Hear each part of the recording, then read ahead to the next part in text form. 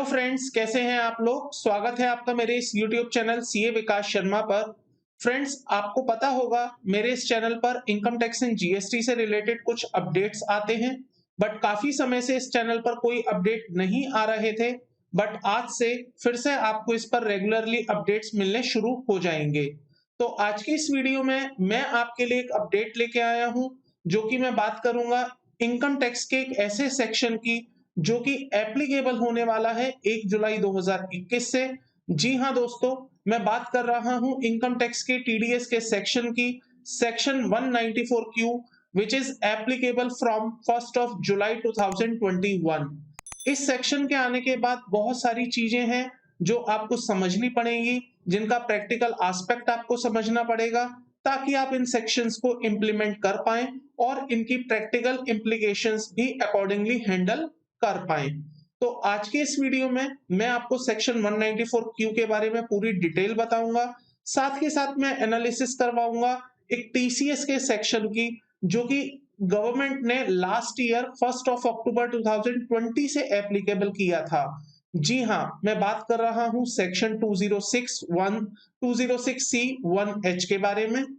तो उस सेक्शन के साथ साथ 194Q को एनालिसिस करेंगे, प्रैक्टिकली देखेंगे कि कौन सा सेक्शन कैसे कैसे एप्लीकेबल होगा, और इस पर बेटर क्लैरिटी देने की मैं पूरी कोशिश करूंगा। अगर आपको कहीं पर भी कोई भी डाउट है, कोई भी क्वेरी हो, तो आप मुझसे डायरेक्टली मेरे दिए गए कॉन्टैक्ट नंबर, ईमेल आईडी पर कॉन्टैक्ट करके डिस्कस कर सकते हैं। तो चलिए आज की इस वीडियो को स्टार्ट करते हैं। वीडियो को स्टार्ट करने से पहले मैं आपको बोलना चाहूंगा, अगर आप मेरे इस चैनल पर नए हैं तो चैनल को सब्सक्राइब कर लीजिएगा, साथ में बेल आइकन को भी प्रेस कर दीजिएगा, ताकि आपको मेरे द्वारा लाई गई लेटेस्ट वीडियोस की नोटिफिकेशन मिलती रहे। मैं इसी तरह की वीडियोस आप लोगों के लिए लेके आता रहता हूं। आइएगा दोस्तों, बात करते हैं सेक्शन 194Q के बारे में। क्या कहता है सेक्शन 194Q? सबसे पहले मैं आपको बता दूं, ये एक टीडीएस का सेक्शन है जो कि एप्लीकेबल होगा 1 जुलाई 2021 से। तो सबसे पहले बात कर लेते हैं एप्लीकेबिलिटी की। एप्लीकेबिलिटी की अगर मैं बात करूं तो ये सेक्शन 1 जुलाई 2021 से इंप्लीमेंट होगा, एप्लीकेबल हो जाएगा। इसके बाद बात कर लेते हैं दोस्तों, एप्लीकेबिलिटी किसके ऊपर होने वाली है। तो सबसे पहले मैं आपको बता दूं, ये वाला जो सेक्शन एप्लीकेबल होगा, ये उन परचेज ऑफ गुड्स पर एप्लीकेबल होगा जिसे कि आप अपने प्रॉफिट एंड लॉस अकाउंट में, ट्रेडिंग अकाउंट में परचेज के नाम से डालते हैं। तो अगर आपने कोई गुड्स परचेज करी हैं जिसको कि आप अपने ट्रेडिंग अकाउंट में डालते हैं डेबिट साइड में, तो उन परचेजेस पर ये एप्लीकेबल होगा। अगर आप कोई सर्विसेज परचेज करते हैं तो ये उस पर एप्लीकेबल नहीं होगा। तो सबसे पहली बात जो आपको ध्यान देनी है, ये सेक्शन केवल वहीं पर एप्लीकेबल है जहां पर आप कोई गुड्स परचेज करते हैं। अगर आपने सर्विसेज परचेज करी हैं तो वहां पर टीडीएस की एप्लीकेबिलिटी नहीं आएगी। आपको मालूम होगा सर्विसेज के केस में रिस्पेक्टिव सेक्शंस हैं, जैसे 194J है, 194C है, और इस तरह के बहुत सारे सेक्शंस हैं जहां पर आप सर्विसेज को कवर करते हैं। So this section will be applicable only on the goods. तो ये वाला सेक्शन सर्विसेज पर नहीं लगेगा। दूसरी बात आपको ध्यान रखनी है, ये सेक्शन केवल उन्हीं गुड्स पर लगेगा और उस अमाउंट पर लगेगा और उस केस में ही लगेगा जहां पर वैल्यू एक्सीड होती है 50 लाख रुपीज से इन एनी प्रीवियस ईयर। तो सपोज कीजिए आप परचेज कर रहे हैं जिसमें वैल्यू 50 लाख रुपीज से कम है, तो वहां पर आपको टीडीएस नहीं लगाना है। टीडीएस केवल वही लगाया जाएगा जहां पर वैल्यू एक्सीड होती है 50 लाख रुपए से ज्यादा। और साथ ही साथ एक बात का और ध्यान रखना है आपको, ये टीडीएस का सेक्शन केवल उन्हीं सेलर्स के ऊपर लगेगा, केवल उन्हीं ऑर्गेनाइजेशंस के ऊपर लगेगा जिनका पिछले साल टर्नओवर 10 करोड़ रुपए से ज्यादा है। तो अगर कोई पर्सन, अगर कोई ऑर्गेनाइजेशन जिसका कि पिछले साल में 10 करोड़ रुपए से ज्यादा का टर्नओवर नहीं है, तो उसके ऊपर ये सेक्शन एप्लीकेबल नहीं होगा। मैं समझ पा रहा हूं आप लोगों को एक सेक्शन स्ट्राइक कर रहा होगा, सेक्शन टीसीएस का 206C1H। वो भी लगभग ऐसी ही कुछ बातें किया करता था। वो भी मैं आपको बताऊंगा आज ही की इस वीडियो में कि उस सेक्शन के साथ इसका क्या लिंक है और कैसे वो दोनों सेक्शन एप्लीकेबल होंगे, ये टीडीएस वाला सेक्शन और वो टीसीएस वाला सेक्शन। तो तीसरे पॉइंट को भी क्विकली देख लेते हैं। ये सेक्शन एप्लीकेबल होगा उस पर्सन पर जिसकी टोटल सेल और ग्रॉस रिसीप्ट और turnover as the case may be in the last previous year exceeded ₹10 crore. तो अगर किसी की 10 करोड़ रुपए से ज्यादा टर्नओवर हो जाएगी तो उस केस में ही ये वाला सेक्शन एप्लीकेबल होगा उस पर्टिकुलर ऑर्गेनाइजेशन पर। तो यहां पर दोस्तों मैंने आपके साथ बात करी एप्लीकेबिलिटी की, किसके ऊपर ये सेक्शन एप्लीकेबल होगा। अब बात कर लेते हैं कि अगर ये सेक्शन आपके ऊपर एप्लीकेबल हो गया तो अब आपको किस रेट से टीडीएस काटना है। सो यहां पर मैं आपको बता दूं, गवर्नमेंट ने ये बताया है कि यहां पर जो रेट रहेगा 0.1% ऑफ द परचेज वैल्यू रहेगी विच एक्सीडिंग ₹50 लाख। तो अगर आपने मान लीजिए 55 लाख रुपए की परचेजेस करी हैं तो आपको जो टीडीएस काटना है वो केवल 5 लाख रुपए पर काटना है। अगर आपकी परचेजेस 60 लाख की हैं तो आपको अकॉर्डिंगली टीडीएस 10 लाख रुपए पे काटना है। 50 लाख रुपए तक के अमाउंट पर टीडीएस काटने की जरूरत नहीं है। अगर यहां पर आपकी ओवरऑल परचेज मान लीजिए 50 लाख रुपए से ज्यादा नहीं होती है किसी एक, तो उस केस में आप उसका टीडीएस नहीं काटेंगे। साथ ही साथ गवर्नमेंट ने यहाँ पर एक बात और बोली है कि अगर कोई क्रेडिटर जिससे कि आप माल परचेस कर रहे हैं वो आपको अपना पैन नंबर नहीं देता है तो उस केस में जो आप टीडीएस काटेंगे वो 0.1% के हिसाब से नहीं काटेंगे, बल्कि उस केस में आपको जो टीडीएस काटना होगा वो 5% के हिसाब से काटना होगा। So the 5% of the purchase और payment exceeding 50 lakh rupees if the deductee has not provided the pen.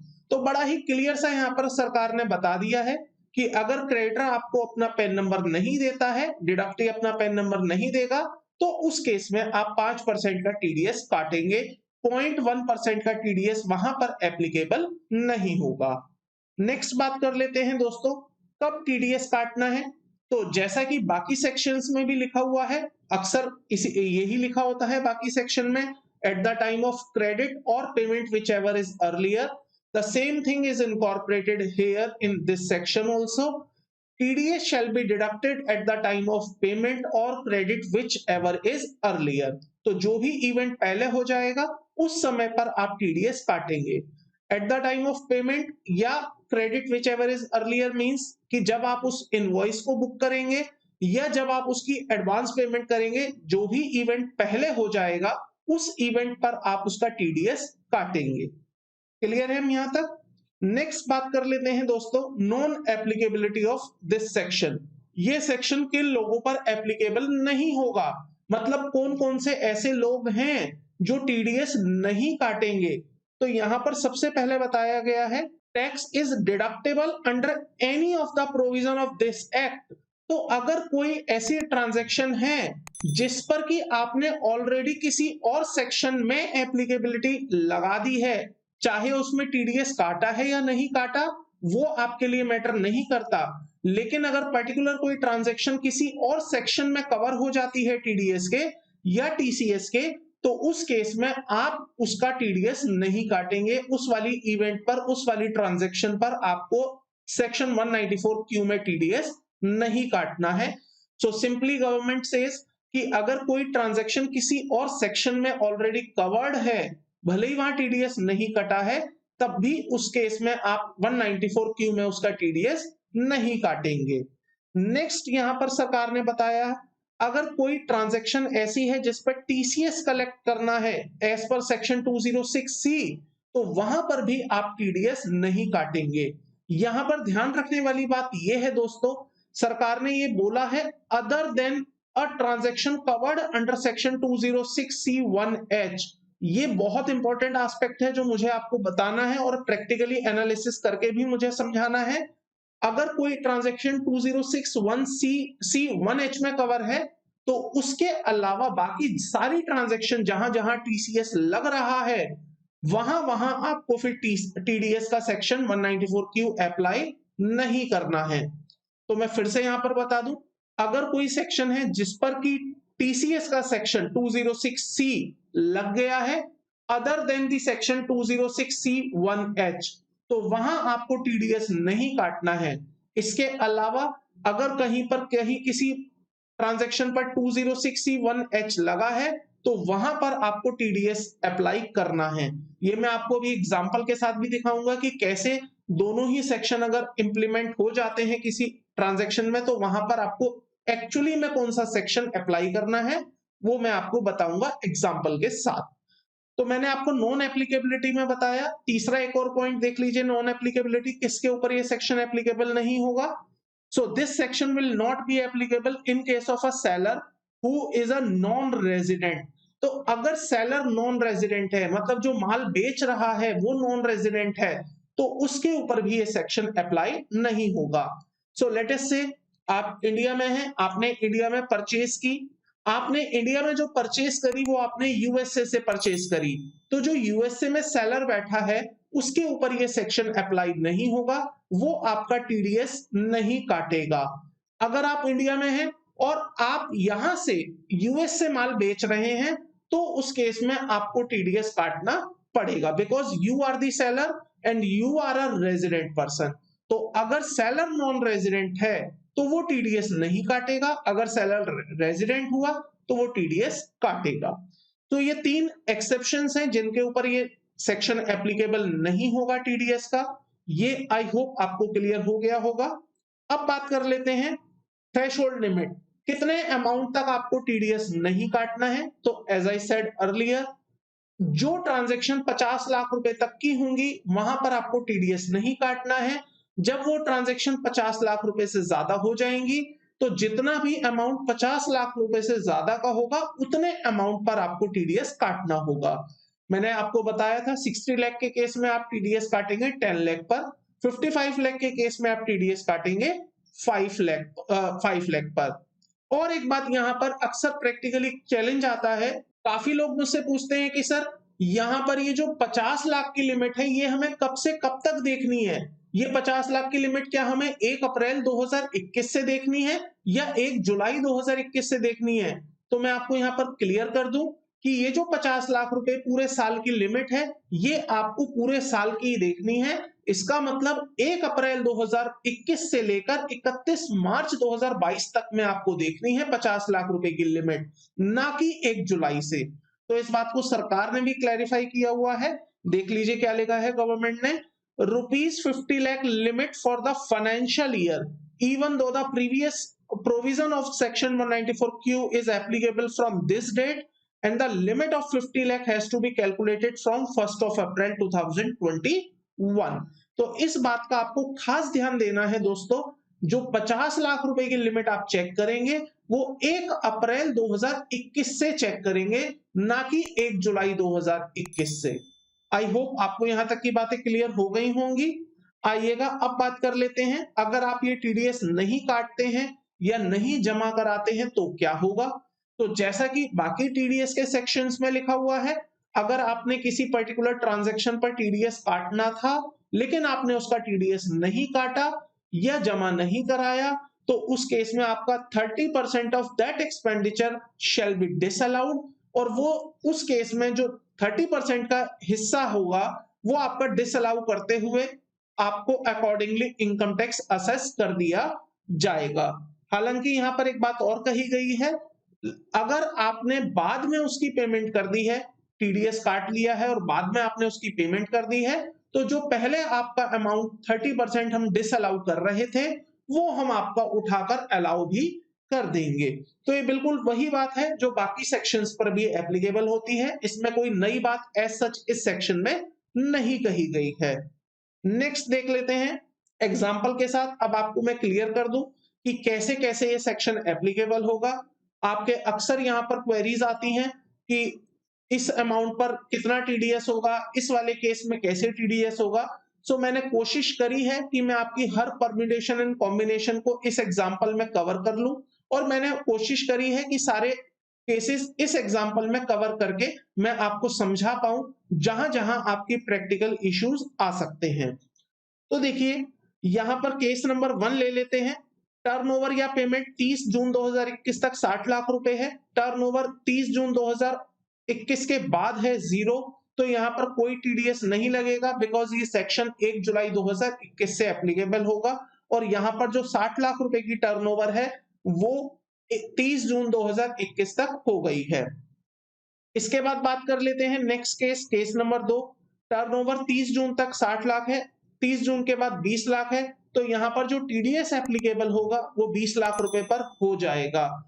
अब आप मुझसे कह सकते हैं कि सर टीडीएस तो 50 लाख से ऊपर होना चाहिए, बट सी दोस्तों यहाँ पर क्या हो रहा है, यहाँ पर टीडीएस जो है वो 1 जुलाई से आया है, तो 1 जुलाई के बाद वाली टर्नओवर पर ही आप टीडीएस काटेंगे, उससे पहले वाली टर्नओवर पर आप टीडीएस नहीं लगा सकते। हालांकि आपको 50 लाख रुपए की लिमिट देखने के लिए पूरे साल की देखनी है 1 अप्रैल से, बट टीडीएस काटने के लिए आपको 1 जुलाई के बाद वाली टर्नओवर पर देखना होगा। आइएगा केस नंबर 3 देख लेते हैं।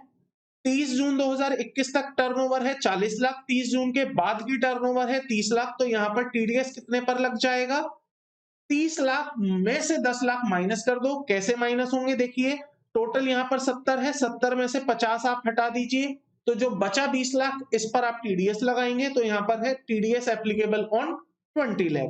केस नंबर 4 देखिएगा, टर्नओवर 30 जून तक नील है, उसके बाद 40 लाख है, तो यहाँ पर टीडीएस एप्लीकेबल नहीं होगा, बिकॉज आई सेड 50 लाख रुपए तक की टर्नओवर पर कोई टीडीएस नहीं काटा जाएगा। TDS shall be deducted on a turnover which exceeds by rupees 50 lakh।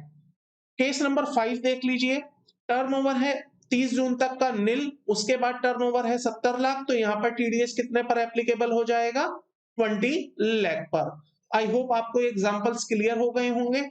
दोस्तों इस सेक्शन के आने के बाद एक प्रैक्टिकल चैलेंज क्रिएट हुआ, जो कि मैं आपको बता दूं कहां पर क्रिएट हुआ। आप सभी लोगों ने एक सेक्शन देखा होगा 206C1H, और जैसा कि मैंने आपको बताया टीडीएस का सेक्शन उन ट्रांजैक्शंस पर भी लगेगा जहां पर 206C1H एप्लीकेबल होगा। मतलब अगर कोई ट्रांजैक्शन ऐसी है जहां पर टीसीएस का भी सेक्शन लगता है, जो कि 1 अक्टूबर 2020 से इंट्रोड्यूस हुआ था, मुझे इस सेक्शन को एक्सप्लेन करने की जरूरत नहीं है, आई बिलीव आप सभी लोग जानते होंगे। अगर आप इस सेक्शन के बारे में ज्यादा जानना चाहते हैं तो इस पर ऑलरेडी मेरी एक वीडियो है मेरे इसी चैनल पर, मैं उसका लिंक आपको आई बटन में दे दूंगा, आप उसे वहां से देख सकते हैं।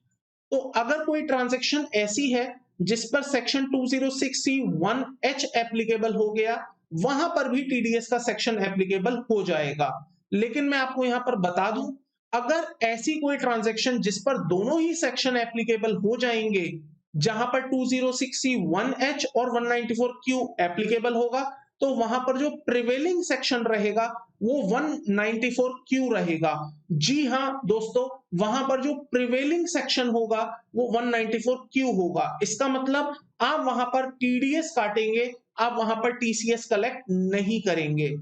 अब आपके माइंड में क्वेश्चन आ सकता है कि ऐसे कौन कौन से सिनेरियोज हो सकते हैं जहां पर ऐसा हो जाए।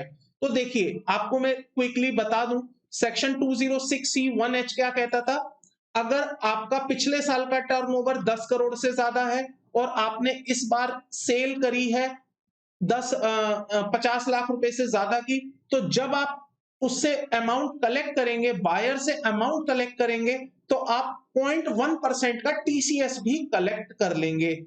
ऐसा सेक्शन आया था 206C1H। अब टीडीएस का सेक्शन 194Q भी ऐसा ही कुछ आया है। अगर आपका टर्नओवर अगर आपका टर्नओवर 10 करोड़ से ज्यादा है पिछले साल में और आपने सेल करी है 50 लाख रुपए से ज्यादा की, तो टीडीएस एप्लीकेबल हो जाएगा। तो अब सवाल ये आता है कि दोनों ही ट्रांजैक्शन, एक ही ट्रांजैक्शन में जब दोनों ही सेक्शन एप्लीकेबल हो जाएंगे तो वहां क्या होगा, तो मैं बता दूं आपको, वहां पर टीडीएस का सेक्शन 194Q प्रिवेल कर जाएगा और वहां पर टीसीएस कलेक्ट नहीं होगा, टीडीएस डिडक्ट हो जाएगा। देखिए मैंने कुछ एग्जांपल्स क्रिएट किए हैं इसी चीज के लिए आपके सामने। आई होप आप इन एग्जांपल्स के थ्रू समझ पाएंगे कि कैसे यहां पर प्रैक्टिकली इंप्लीकेशंस आने वाली हैं। देखिए बायर का टर्नओवर मैंने यहां पर रखा है 10 करोड़ से ज्यादा, तो मैंने ऑप्शन में रखा नहीं, इसका मतलब बायर का टर्नओवर 10 करोड़ से ज्यादा नहीं है। सेलर का टर्नओवर 10 करोड़ से ज्यादा है, ट्रांजैक्शन वैल्यू 50 लाख से ज्यादा है, तो यहां पर आप टीसीएस की बातें करेंगे, यहां पर टीडीएस नहीं आएगा। टीडीएस कब आता, जब यहां पर बायर का टर्नओवर 10 करोड़ रुपए से ज्यादा होता। दूसरे केस में देखिएगा, बायर का टर्नओवर 10 करोड़ से ज्यादा है, इसका मतलब अब टीडीएस की बातें हो सकती हैं, सेलर का टर्नओवर 10 करोड़ से ज्यादा नहीं है, इसका मतलब टीसीएस तो पिक्चर से पूरा आउट हो गया। ट्रांजैक्शन वैल्यू 50 लाख से ज्यादा है, तो सीधा सीधा यहां पर हम क्या बोलेंगे कि टीडीएस एप्लीकेबल हो जाएगा, टीसीएस एप्लीकेबल नहीं होगा। तीसरा केस देखिएगा, जहां पर बायर का टर्नओवर 10 करोड़ से ज्यादा है, सेलर का टर्नओवर 10 करोड़ से ज्यादा है, ट्रांजैक्शन वैल्यू 50 लाख रुपए से ज्यादा है। अब यहां पर सवाल आता है टीसीएस या टीडीएस। तो जैसा कि मैंने आपको बताया, टीडीएस प्रिवेलिंग सेक्शन है, टीडीएस 194 क्यू में लग जाएगा, टीसीएस की एप्लीकेबिलिटी यहां पर नहीं आएगी। तो ये है इंपॉर्टेंट बात जो आपको ध्यान रखनी है जब भी आप प्रैक्टिकली किसी भी क्लाइंट के लिए या अपने खुद के लिए सेक्शन को अप्लाई करें, तो इस बात का खासा ध्यान आपको रखना होगा। नेक्स्ट केस देखिएगा, बायर का टर्नओवर 10 करोड़ से ज्यादा नहीं है, सेलर का टर्नओवर 10 करोड़ से ज्यादा नहीं है, ट्रांजैक्शन वैल्यू 50 लाख से ज्यादा है, तो ना तो यहां पर टीडीएस ही आएगा ना यहां पर टीसीएस आएगा, क्योंकि टीसीएस 10 करोड़ से ऊपर की टर्नओवर पर है और टीडीएस भी 10 करोड़ से ऊपर की टर्नओवर पर एप्लीकेबल होता है। नेक्स्ट केस, बायर का टर्नओवर 10 करोड़ से ज्यादा है, सेलर का टर्नओवर भी 10 करोड़ से ज्यादा है, बट ट्रांजैक्शन वैल्यू इस बार 50 लाख रुपए से ज्यादा नहीं है, तो यहां पर भी टीडीएस या टीसीएस की बातें नहीं होंगी, बिकॉज दोनों ही कंडीशन पूरी होनी जरूरी होती है। लास्ट केस देखिएगा, बायर का टर्नओवर 10 करोड़ से ज्यादा है, सेलर का टर्नओवर 10 करोड़ से ज्यादा है, अमाउंट रिसीव हुआ है 50 लाख रुपए से ज्यादा, परचेज वैल्यू है 50 लाख रुपए से कम। अब आपको याद होगा टीसीएस का सेक्शन जो ये कहता था 50 लाख रुपए से ज्यादा की सेल जब जब आप कलेक्शन करोगे तब तब आप टीसीएस लगाओगे, तो यहां पर टीसीएस एप्लीकेबल हो जाएगा, बट टीडीएस एप्लीकेबल नहीं होगा, क्योंकि टीडीएस के लिए 50 लाख रुपए से ज्यादा की ट्रांजैक्शन वैल्यू होनी चाहिए सेल की, ना कि रिसीप्ट की। तो दोस्तों ये कुछ मैंने आप लोगों के लिए एग्जांपल्स क्रिएट किए थे मल्टीपल सिनेरियोज में कि अगर ऐसा होगा तो क्या एप्लीकेबल होगा। आई होप आप लोगों को ये क्लियर हो गया होगा और इन एग्जांपल्स ने आपकी काफी हेल्प की होगी इस सेक्शन की इंप्लीकेशंस को समझने के लिए। आई होप दोस्तों आपको ये पूरा सेक्शन क्लियर हो गया होगा, और अगर आपको प्रैक्टिकल लाइफ में इन सेक्शन से related, income tax and GST से रिलेटेड किसी भी प्रकार की कोई भी कंफ्यूजन है, कोई भी क्लैरिफिकेशन चाहिए, कहीं पर भी आपको कोई डाउट है, या आप हमसे हमारी पेड कंसल्टेंसी लेना चाहते हैं, तो आप मुझे दिए गए कॉन्टैक्ट नंबर पर कॉन्टैक्ट कर सकते हैं। आप अपनी क्वेरी मुझे ईमेल कर सकते हैं, इवन आप अपनी क्वेरी वीडियो में कमेंट बॉक्स में भी कमेंट करके पूछ सकते हैं। मैं डेफिनेटली आपकी हर क्वेरी को आंसर करता हूं और मैं जल्द से जल्द आपकी हर क्वेरी को आंसर करने की पूरी कोशिश करूंगा। अगर आप हमारी और सर्विसेज के बारे में जानना चाहते हैं तो आप हमारी वेबसाइट जो कि है www.rdvconsultancy.com, आप इस पर विजिट कर सकते हैं। आई होप दोस्तों आपको ये वीडियो पसंद आई होगी। अगर आपको वीडियो पसंद आई है तो प्लीज वीडियो को लाइक करिएगा, चैनल को सब्सक्राइब कर लीजिएगा और हाँ, बेल आइकन को भी प्रेस कर दीजिएगा ताकि आपको मेरे द्वारा लाई गई लेटेस्ट वीडियोस की नोटिफिकेशन मिलती रहे। मैं अक्सर आप लोगों के लिए इसी तरह की वीडियोस लेके आता रहता हूं। आज की वीडियो में केवल इतना ही था, जल्द ही मिलता हूं आपके साथ नेक्स्ट वीडियो नेक्स्ट टॉपिक के साथ। तब तक के लिए थैंक यू, बाय बाय।